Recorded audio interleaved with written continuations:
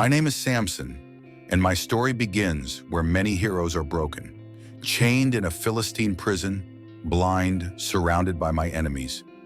My life was not always like this. But before you judge the end of my journey, let me take you through a tale of glory and suffering, of triumph and tragedy. I come from a time when the fate of my nation rested on my shoulders. The Philistines, sworn enemies of my people, had dominated Israel for decades. The story I am about to tell does not begin with a battle, but with a divine promise that would change my life and that of an entire nation. The Philistine oppression and the divine plan. The Israelites, having sinned in the eyes of God, had been handed over to the Philistines. For 40 long years, my people lived under their yoke. These invaders, masters of iron weapons, had conquered our lands, crushed our cities, and imposed their violent culture. They worshipped cruel gods like Dagon, Beelzebub, and Astarte, and their technology of war was superior to ours. Our hopes were at rock bottom, but in the shadow of this domination, God was already preparing a revolt. A wonderful and mysterious birth, I was born in a context of faith, but also of mystery. My father Manoah, from the tribe of Dan, lived in Zorah, a peaceful city in ancient Israel.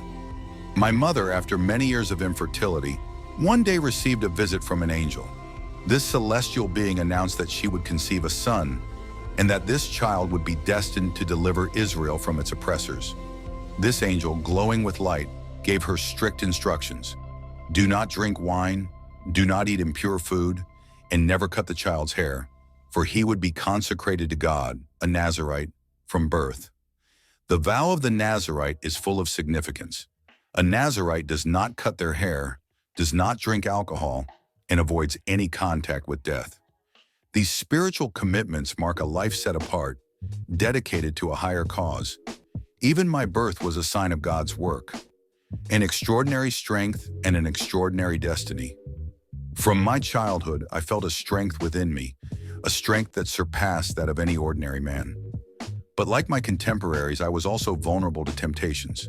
In Timnah, a decisive event would mark my life. There I met a Philistine woman, beautiful and captivating. It was an instant attraction, love at first sight. But in this era marked by strategic marriages, this passion would lead me down a spiral of perilous choices. Despite my parents' opposition, who wished for me to marry an Israelite, I insisted on marrying this woman. This love, though powerful, turned out to be one of the greatest traps of my life.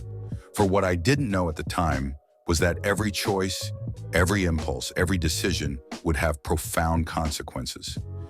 Not only for me, but for my entire people.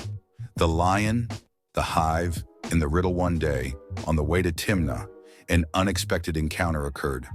A lion leaped at me, and there, with the strength that God had given me, I strangled it with my own hands.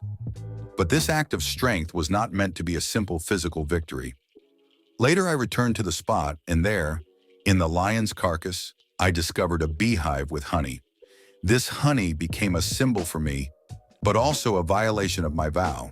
For as a Nazirite, I was never to touch a dead body. Yet in my thirst for glory and personal satisfaction, I did not hesitate to take this honey with me, even offering it to my parents without revealing its source. This choice was the first crack in my consecration.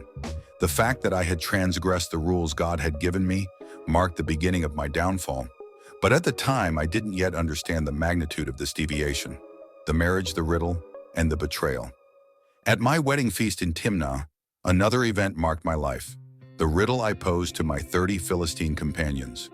I asked them a complex question, hoping to challenge them intellectually. What comes out sweet and strong at the same time? But while it seemed to be a mere distraction for me, it turned into a weapon of manipulation. By threatening my wife, these men pressured her into revealing the answer. This finished me off. Once they figured out the solution, it was a direct betrayal from my wife, who sided with her people against me. She, who should have been my ally, betrayed me for a little security and power. It was a deep pain, the pain of seeing that my own wife, the person I had trusted, had now become my enemy. Revenge and anger. It was in this anger that I faced my enemies. My vengeance was brutal. I went to Ashkelon, where I killed 30 men, took their clothes and gave them to those who had solved my riddle. This was not only an act of revenge, but a declaration of personal war. But even in this moment of victory, anger burned in me. It was not relief, it was a trap pulling me further into the darkness.